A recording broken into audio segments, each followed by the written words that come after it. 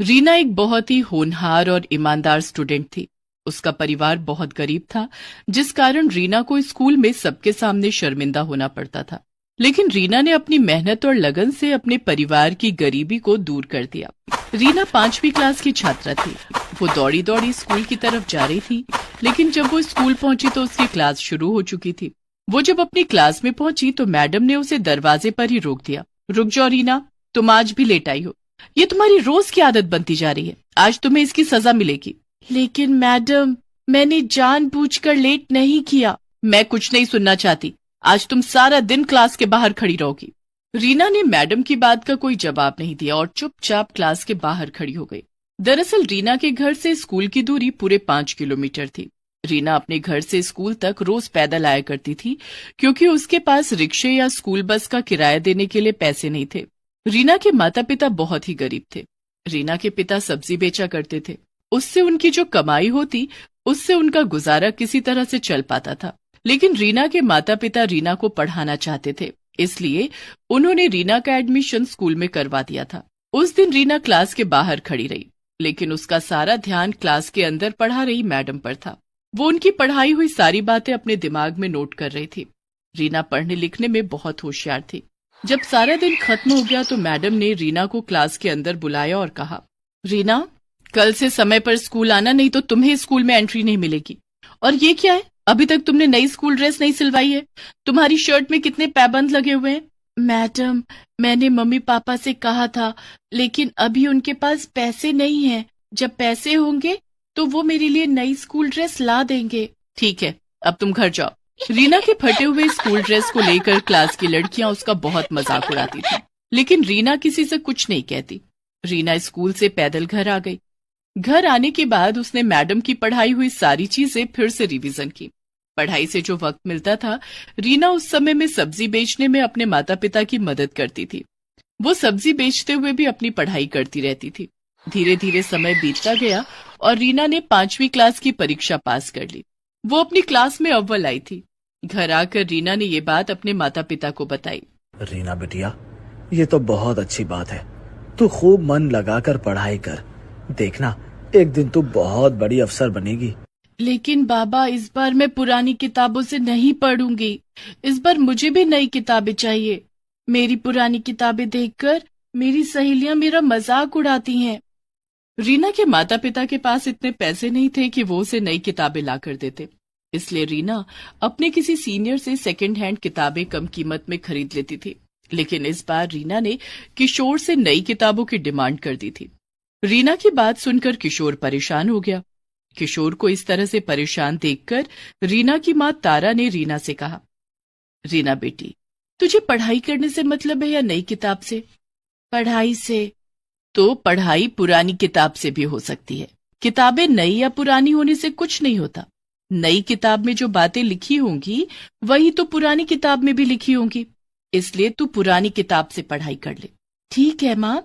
रीना इस बार भी अपने किसी सीनियर की पुरानी किताब सस्ते दाम में खरीद लेती है।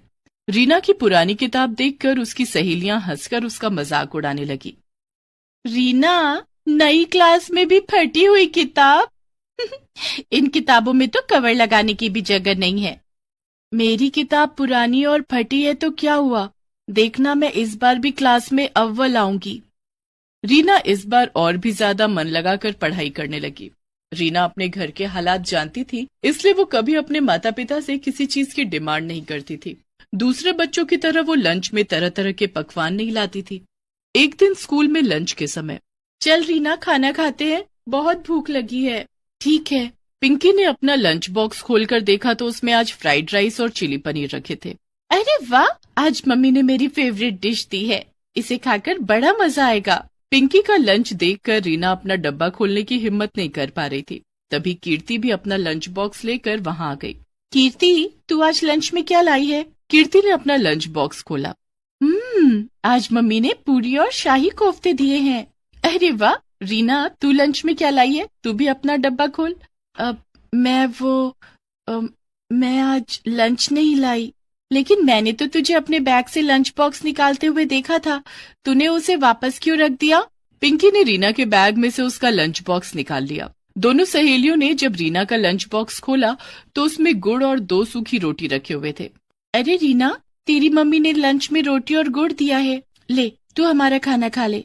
नहीं, तुम लोग अपना खाना खाओ, मुझे तो गुड़ और रोटी खाने की आदत है, मैं यही खा लूंगी। अरे हमारा खाना टेस्ट करके देख, ऐसा टेस्टी खाना तूने कभी नहीं खाया होगा। रीना को पिंकी की ये बात बहुत बुरी लगती है। उसकी आंखों से आंसू छलक आते हैं। वो चुपचाप अपना लंच बॉक्स लेकर क्लासरूम से बाहर आ जाती है और गैलरी में बैठकर खाना खा लेती है। रीना इसी तरह संघर्ष करके अपनी पढ़ाई कर रही थी। चाहे कितनी भी परेशानियां और रुकावटें आए, लेकिन वो पढ़ाई में हमेशा अव्वल रहती।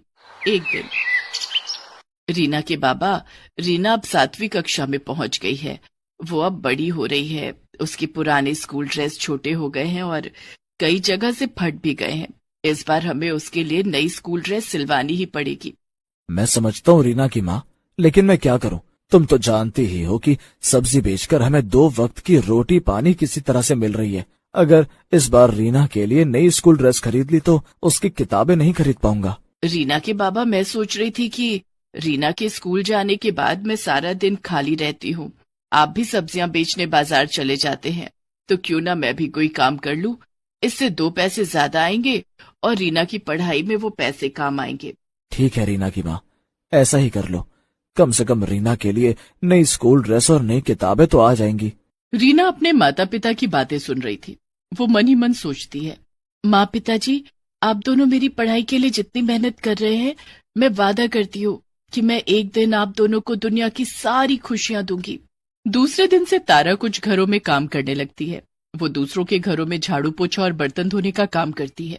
तारा ने अपनी मालकिन से कुछ पैसे उधार लेकर रीना के लिए नई स्कूल ड्रेस और नई किताबें खरीदी। लेकिन ये बात रीना की सहेलियों को पता चल जाती है, क्योंकि रीना की माँ जहाँ काम करती थी वो कोई और नहीं, कीर्ति और पिंकी का ही घर था। एक दिन, अरे रीना, नई स्कूल ड्रेस और इस बार तो नई किताबें भी। हाँ, क्योंकि रीना की माँ अब जॉब करने लगी है, उन्होंने कल ही तो मेरी मम्मी से एडवांस लिया था, उन्हीं पैसों से रीना की नई स्कूल ड्रेस और नई किताबें आई हैं। हाँ यार, रीना की मम्मी मेरे घर में भी काम करती है, मेरे घर में आज छोले भटूरे बने हैं, मैंने मम्मी से कह दिया कि थोड़े से छोले भटूरे रीना की मम्मी को भी दे दे। रीना, आज घर जाने के बाद तुझे छोले भटूरे खाने को मिलेंगे, आखिर तुझे भी तो अच्छा खाने का स्वाद पता चलना चाहिए। अच्छा खाना खाकर भी अगर पढ़ाई में मन न लगे तो उस खाने का क्या फायदा। खाना तो वही अच्छा होता है जिसे खाने के बाद दिमाग तंदुरुस्त रहे और पढ़ाई में खूब मन लगे। रीना का 2 टूक जवाब सुनकर पिंकी और कीर्ति का चेहरा देखने लायक था। दोनों सहेलियों ने चुप रहने में ही अपनी भलाई समझी। धीरे धीरे समय गुजरता गया और रीना 7वीं से 8वीं और 8वीं से 9वीं और 9वीं से 10वीं कक्षा में आ गई। वो हर कक्षा में अव्वल आती। रीना बेटिया, तू अब 10वीं कक्षा में आ गई है, खूब ध्यान से पढ़ाई करना, तुझे अपनी पढ़ाई आगे भी जारी रखनी है। पिताजी, मैं खूब मेहनत करूंगी, आप देखना मैं पूरे स्कूल में टॉप करूंगी। रीना खूब मेहनत करने लगी। शाम को स्कूल से आने के बाद वो पढ़ाई में जुट जाती। क्लास में टीचर के पूछे गए हर सवाल का रीना सबसे पहले और सही जवाब देती। पैदल स्कूल आना और पैदल घर जाना भी रीना के हौसले को तोड़ता नहीं, बल्कि और बढ़ा देता था। धीरे धीरे दिन बीत गए और 10वीं की परीक्षा का दिन भी आ गया। रीना, ये ले, दही चीनी खाकर जा, परीक्षा अच्छे से दे पाएगी। रीना ने पैर छूकर अपने माता पिता का आशीर्वाद लिया और परीक्षा देने पैदल घर से निकल पड़ी। लेकिन रास्ते में ही उसका जूता टूट गया। ओह, इसे भी अभी टूटना था। समय पर परीक्षा सेंटर नहीं पहुंची तो परीक्षा नहीं दे पाऊंगी, मुझे वहां तक जाना ही होगा। रीना ने अपने टूटे हुए जूतों को उतारकर हाथों में ले लिया और खाली पैर ही परीक्षा सेंटर की तरफ जाने लगी। चलते चलते उसके पैरों में छाले पड़ गए, लेकिन रीना के कदम परीक्षा सेंटर पर जाकर ही रुके। रीना ने अच्छे से अपनी परीक्षा दी। दूसरे दिन वो अपने पैरों में पॉलीथीन बांधकर परीक्षा सेंटर पहुंची, क्योंकि नए जूते खरीदने के लिए उसके पास पैसे नहीं थे। इस तरह से रीना ने 10वीं की परीक्षा भी दे दी। कुछ दिनों के बाद जब परीक्षा का रिजल्ट आया, क्लास में, रीना, तुम बहुत होनहार और मेहनती हो, आज तुम्हें तुम्हारी मेहनत का फल मिला है। तुम इस स्कूल में ही नहीं, पूरे राज्य में 10वीं की परीक्षा में अव्वल आई हो। देखो, अखबार में तुम्हारी फोटो छपी है। मैडम ने रीना और पूरे क्लास को अखबार में रीना की फोटो दिखाई। इतना ही नहीं, आगे की पढ़ाई के लिए तुम्हें सरकार की तरफ से स्कॉलरशिप भी दी जाएगी। ये सब सुनकर रीना बहुत खुश हुई। वो खुशी खुशी जब घर पहुंची तो उसके घर के बाहर मीडिया वाले उसका इंटरव्यू लेने के लिए इकट्ठा थे। सबने बारी बारी से रीना का इंटरव्यू लिया। रीना की कामयाबी से उसके माता पिता बहुत खुश थे। रीना ने स्कॉलरशिप की मदद से पहले 12वीं और फिर कॉलेज की पढ़ाई पूरी की। उसके बाद प्रतियोगिता परीक्षा की तैयारी करने लगी। कुछ सालों की कड़ी मेहनत से रीना ने आईएएस की परीक्षा पास कर ली थी। रीना अब एक आईएएस ऑफिसर बन चुकी थी। रीना ने अपने आप से जो वादा किया था उसे पूरा कर दिखाया। उसने अपने माता पिता के कदमों में दुनिया की सारी खुशियां लाकर रख दी।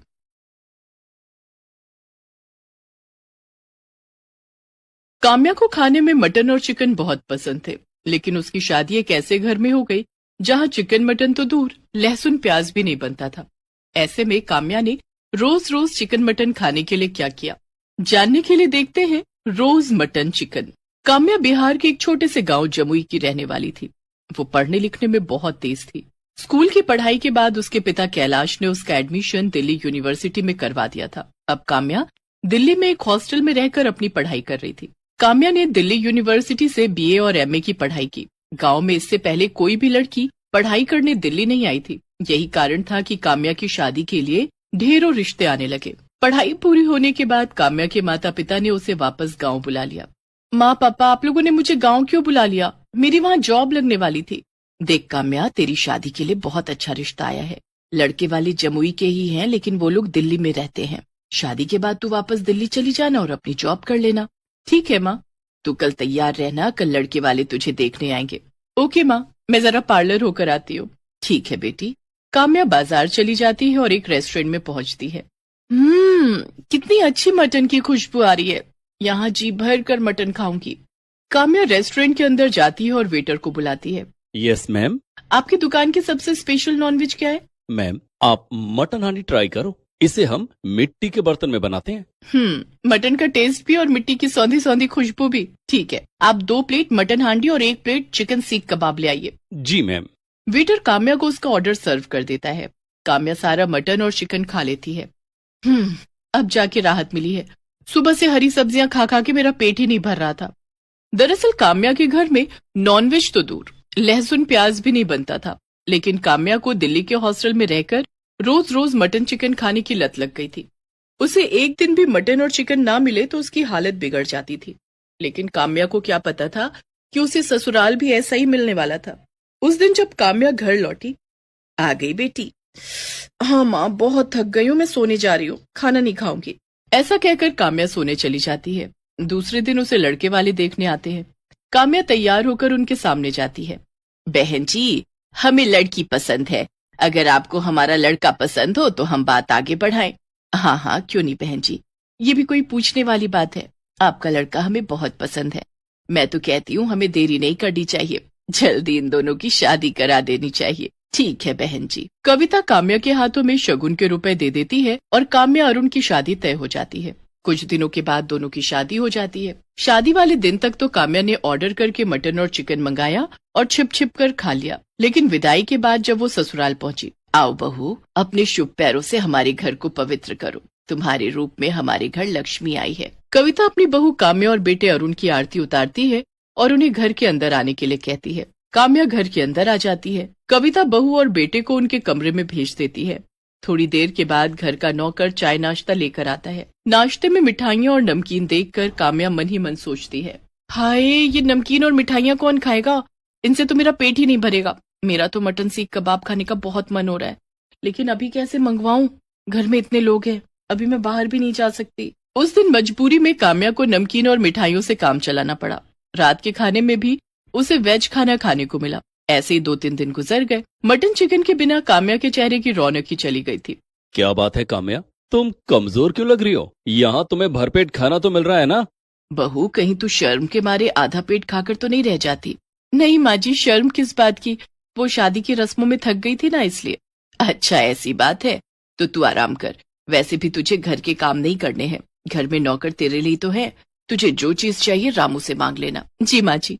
काम्या मन ही मन सोचती है, अब इन्हें कैसे समझाऊं कि मैं क्यों कमजोर होती जा रही हूँ। अगर जल्दी मुझे मटन चिकन खाने को नहीं मिला तो मैं मर ही जाऊंगी। एक काम करती हूँ, रामू से कहती हूँ मेरे लिए मटन और चिकन ले आए। रामू काका, आप आज बाजार जाओगे ना? मेरे लिए कुछ सामान ला दोगे? हाँ बहू रानी, क्या सामान लाना है? हम जरूर ला कर देंगे। काम्या एक कागज के टुकड़े पर उसे एक रेस्टोरेंट का एड्रेस लिखकर देती है और कहती है, ये पैसे रख लो, मैंने रेस्टोरेंट में फोन कर दिया है, वो मेरा ऑर्डर आपको पैक करके आपको दे देंगे। आप ये पैसे उन्हें दे देना और मेरा ऑर्डर ले आना, लेकिन हाँ, घर में किसी को कुछ बताना मत। बहू रानी, क्या घर का खाना आपको पसंद नहीं आता? आपको कुछ और खाना हो तो मुझे बता दो, मैं घर पर ही बना दूंगा। बाजार का खाना सेहत के लिए अच्छा नहीं होता है। रामू काका आपसे जितना कहा है उतना ही करो, आप यहाँ से जाओ। रामू काम्या से कुछ नहीं कहता है और पैसे लेकर रेस्टोरेंट चला जाता है। रेस्टोरेंट में काम्या के लिए मटन कोरमा और चिकन शामी कबाब पहले से पैक करके रखा हुआ था। रामू रेस्टोरेंट के मालिक को पैसे देता है और ऑर्डर उठाकर घर आ जाता है। वो चुपके से काम्या के कमरे में जाकर उसे उसका ऑर्डर डिलीवर कर देता है। काम्या अपने कमरे का दरवाजा बंद करके मटन और चिकन का स्वाद लेने लगती है। आहा, कितने दिन के बाद मुझे मटन और चिकन खाने को मिला है, आज मेरा पेट भरा है। काम्या ने जल्दी जल्दी सारा मटन और चिकन खा लिया। अब इन हड्डियों का क्या करूं? इतने में बाहर से कविता उसे आवाज लगाने लगती है और उसके कमरे का दरवाजा खटखटाने लगती है। काम्या बहू, अंदर क्या कर रही है? दरवाजा खोल चल, खाना टेबल पर लग गया है। उफ़ो, माँ जी को भी अभी आना था, अब क्या करूं? माँ जी हड्डियां देखेंगी तो गजब हो जाएगा। परेशान काम्या की नजर खिड़की की तरफ जाती है। वो सारी हड्डियां खिड़की से बाहर फेंक देती है और कमरे का दरवाजा खोलती है, लेकिन तभी खिड़की के पास कुत्ते इकट्ठे हो जाते हैं और हड्डियों के लिए आपस में लड़ने लगते हैं। अरे बहू, कितनी देर लगा दी, सब खाने पर तेरा इंतजार कर रहे हैं और ये कमरे से कैसी बदबू आ रही है? कि बाहर कुत्ते शोर क्यों मचा रहे हैं? बदबू? कैसी बदबू माँ जी? खिड़की खुली है ना, अभी कचरे वाली गाड़ी आई थी कचरा उठाने, उसी की बदबू होगी। कुत्ते भी इसी कारण शोर मचा रहे होंगे। और माँ जी, मैं खाना नहीं खाऊंगी। खाना नहीं खाएगी? लेकिन क्यों? वो मुझे भूख नहीं है, पता नहीं क्या हो गया है मुझे। परेशान मत हो बहू, मम्मी पापा की याद आ रही है ना, चल उन्हें वीडियो कॉल कर ले। जी माँ जी। कविता वहां से चली जाती है। काम्या सोचती है कि सास को अभी तो टाल दिया, लेकिन रोज रोज रामू काका से नॉनवेज मंगवाया तो कहीं घर में किसी को पता न चल जाए। रोज रोज मटन चिकन खाने के लिए मुझे कुछ न कुछ तो करना पड़ेगा। काम्या थोड़ी देर सोचती है, हाँ ये ठीक रहेगा, मैं जॉब ज्वाइन कर लेती हूँ, रोज बाहर निकलने का मौका मिलेगा और इसी बहाने रोज मटन चिकन भी खा लूंगी। मैं आज ही अरुण से बात करती हूँ। उस दिन जब अरुण ऑफिस से घर आता है तो काम्या उससे अपनी जॉब की बात करती है। ये तो बहुत अच्छी बात है काम्या, घर से बाहर निकलोगी तो तुम्हारा दिल लगा रहेगा। मैं माँ और पापा से बात कर लेता हूँ, मुझे विश्वास है कि वो तुम्हें जॉब करने से नहीं रोकेंगे। अरुण और काम्या कविता और महेंद्र से बात करते हैं। वो दोनों भी काम्या के जॉब करने के फैसले से बहुत खुश थे। काम्या अब जॉब की तलाश करने लगती है और घर से बाहर निकलते ही उसका रोज रोज मटन और चिकन खाना शुरू हो जाता है। कुछ दिनों के बाद काम्या को जॉब मिल जाती है। काम्या अब रोज ऑफिस जाने लगी थी। उसके ऑफिस के सामने एक रेस्टोरेंट था जिसमें नॉनवेज के ढेर सारे आइटम मिलते थे। काम्या कभी घर से लंच नहीं ले जाती थी और रोज रोज रेस्टोरेंट में जाकर मटन और चिकन खाती थी। एक दिन, काम्या बहू, तू लंच लेकर ऑफिस क्यों नहीं जाती? सारा दिन भूखी रहकर काम करेगी तो तेरी सेहत पर बुरा असर पड़ेगा। माँ जी, ऑफिस में काम इतना ज्यादा रहता है कि खाने की फुर्सत ही नहीं मिलती, इसलिए मैं लंच नहीं ले जाती। अगर लंच ले गई तो वो लौट कर वापस आ जाएगा। इस तरह अपनी सास से झूठ बोलकर काम्या रोज रोज मटन और चिकन खाने लगी। उसकी सारी सैलरी मटन और चिकन खाने में खत्म हो जाती। धीरे धीरे काम्या का वजन बहुत बढ़ने लगा। घर में सब इस बात से हैरान थे कि लंच न करने के बाद भी वो इतनी मोटी कैसे हो रही है। एक दिन काम्या ऑफिस के पास वाले रेस्टोरेंट में बैठकर मटन और चिकन खा रही थी कि तभी उसकी तबीयत अचानक बिगड़ गई। उसे चक्कर आने लगे और वो बेहोश होकर जमीन पर गिर पड़ी। उसके ऑफिस के कुछ दोस्त उसे उठाकर अस्पताल ले गए और उसके घर वालों को खबर दी। अरुण, कविता और महेंद्र भागे भागे अस्पताल आए। वहां डॉक्टर ने चेकअप किया और कविता से कहा, लगता है आपकी बहू रोज रोज मटन चिकन खाती है, तभी इनका कोलेस्ट्रॉल बहुत बढ़ गया और इनका बीपी भी बहुत हाई है। इन्हें बहुत ज्यादा सादा खाना खाना होगा, तभी इनकी सेहत सुधर सकती है। ये आप क्या कह रहे हैं डॉक्टर साहब? बेचारी मेरी बहू तो दिन में खाना भी नहीं खाती है, वो चिकन मटन कैसे खा सकती है? देखिए, ये रोज मटन चिकन खाती हैं, ये मैं नहीं कह रहा हूँ, इनकी रिपोर्ट कह रही है। माँ जी, मुझे माफ कर दीजिए, डॉक्टर सही कह रहे हैं।